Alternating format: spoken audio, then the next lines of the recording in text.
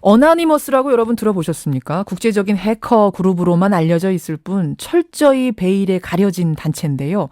이들이 어제 북한 사이트를 해킹하고 김정은 위원장과 저팔계 사진을 합성해서 게시했습니다. 회원 정보도 대량 유출을 했습니다. 도대체 이들은 누구고 목적이 뭔지 짚어보죠. 고려대학교 정보보호대학원 임종인 원장 연결이 되어 있습니다. 임 원장님 안녕하세요. 안녕하세요. 임종인입니다. 대체 이름조차 생소한 이 어나니머스란 그룹 뭔가요? 예, 2003년부터 알려지기 시작한 국제 해킹 그룹입니다. 예. 얘네들이 주로 정치적인 목적의 해킹을 많이 하는데요. 그걸 핵티비즘이라고 합니다. 해킹 플러스 액티비즘. 핵티즘? 예, 핵티비즘. 핵티비즘, 예. 예. 그래서, 여러 가지 정치적인 행위를 많이 해서, 예를 들면 작년, 가을에 이스라엘이 하마스를 공격하는데 너무 심하게 공격해서 민간인들이 많이 살상당했거든요. 그렇죠. 그랬더니 이제 이스라엘 사이트를 공격해서 이번처럼 디도스 공격도 하고 그다음에 얼굴 사진도 막 바꿔놓고 예. 그런 것을 많이 하고 CIA도 해킹을 하고 굉장히 실력이 좋은 해킹 그룹입니다. 정치적인 목적을 띠고 해킹을 한다. 예. 누구예요? 누구로 구성이 되어 있는 거예요? 철저하게 베일에 가려져 있는데요. 다국적입니다. 그래서 처음에 미국에서 시작했는데, 예. 전 세계로 퍼져 있어서 우리나라에도 혹시 멤버가 있는지 그건 알려지지 않고 있습니다. 우리나라 사람이나 단체도 여기 멤버로 활동할 가능성도 있다? 왜냐면 이걸 가입 조건을 제가 한번 찾아보니까, 예. 특별한 제약은 없어요. 그런데 이제 실력은 있어야 되겠죠. 예. 해킹 실력이 있는 사람이면 전 세계 누구나 가능하다 이런 말씀이세요? 예. 그리고 이제 영어도 당연히 잘해야 되겠고. 시작은 미국이고 그렇지만 몇 명이나 누가 포함되어 있는지는 전혀 모르고. 예, 안 알려져 있습니다. 안 알려져 있고. 예, 작년에 룰즈색이라고 어노니머스하고 비슷한 해킹 그룹이 있는데 예. 그 사람들이 미국의 정부 사이트 좀 공격하다가 몇 명 체포당했거든요. 예. 예, 그런 경우도 있는데 이 어노니머스는 아직 안 알려져 있습니다. 근데 이들이 왜 남북 간 문제에 이 시점에서 끼어들었을까요? 그러니까 작년에 이스라엘 하마스 분쟁에 끼어든 것처럼 예. 이 사람들은 이제 인터넷 세상에서 정의를 구현하는 걸 목표로 삼고 있어서 일종의 본인들이 로빈훗이라고 생각합니다. 로빈훗이다 우리는 예. 전사다 이게 로고기도 하더라고요. 예, 그래서 영국의 가이 폭스라고 400년 전에 유명한 사람이 있는데 예. 그 사람 가면을 쓰고 이렇게 활동을 막 하고 그러더군요.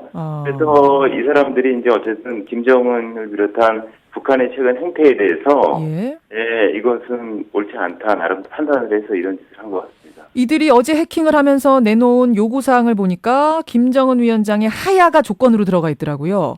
예. 이 하야하지 않으면 우리는 계속 사이버 공격하겠다 이렇게 경고도 해놨던데 앞으로 상황이 어떻게 전개될 거라고 보세요?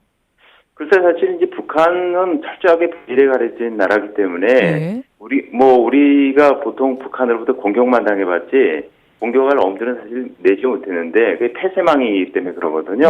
예. 네, 아마 요새 북한도 한류바람 분다고 하는 얘기를 들었는데 북한 쪽에 대해서 북한 쪽하고 어떤 접선할 수 있는 내부 동조자를 찾았든가 아니면 여러 가지 방법으로 북한을 공격한 방법을 찾은 것 같습니다. 잠시만요. 폐쇄망인데 이들이 해킹했다는 이거는 그러니까 뭔가 북한 사정에 정통한 북한 인터넷 사정에 정통한 사람이 있지 않고는 좀 힘든 건가요? 그렇습니다. 그러니까 요번에 우리민족끼리나 고려항공 이런 거는 사실 일반 사이트니까 공격이 할 수 있는데 제가 좀 더 찾아보니까 북한 내부망을 갖다가 지금 해킹 시도하고 있는데 곧 성공할 것 같다 이런 식으로 올려놨더라고요. 예. 그 얘기는 북한을 내부망을 공격할 수 있는 뭔가 이렇게 방법을 찾은 것 같습니다. 혹시 북한 안에 어떤 내부 동조자가 있을 수도 있습니까? 그러면? 그렇죠.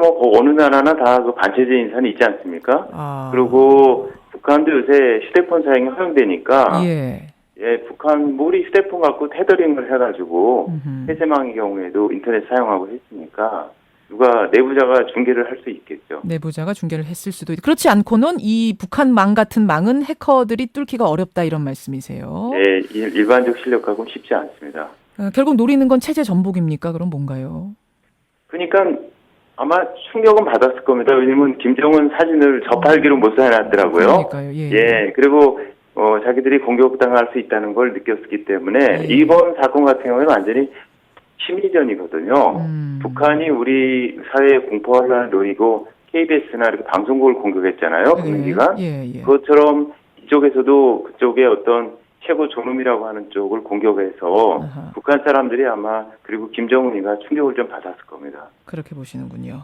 뭐 북한이 KBS하고 이번 YTN, MBC 교란시킨 것이 북한이냐 아니냐 아직 뭐 확정된 건 아닙니다만 이제 그렇게 추정들을 예. 하고 있는 상황에서 북한도 아마 이번 공격으로 타격을 상당히 받았을 거다 이런 맞습니다. 말씀이세요. 예. 북한이 그럼 우리 또 해킹하는 거 아니에요? 보복으로? 우리는 상관도 없는데. 그랬을 수도 있죠.